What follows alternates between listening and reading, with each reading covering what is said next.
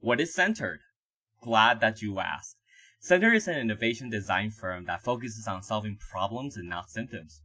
When leaders come into the CNTRD Accelerator, the CNTRD team and clients go through a series of short, impactful sprints where they identify the assumption for all involved, generating potential future scenarios for the clients to move forward.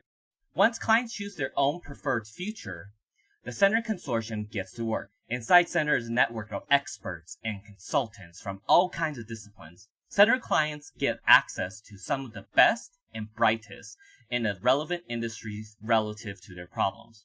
The CNTRD Consortium experts are put together to debate and to collaborate across disciplines to create a solution that captures the whole of this problem, not just the symptoms. Together, these players provide a systems-level solution for client system-level problem. By design, a CNTRD Accelerator helps their clients navigate through complex problems by avoiding meaningless meetings, extensive paperwork, and tough communications through a highly impactful set of sprints and decision-making sessions. I hope that helps.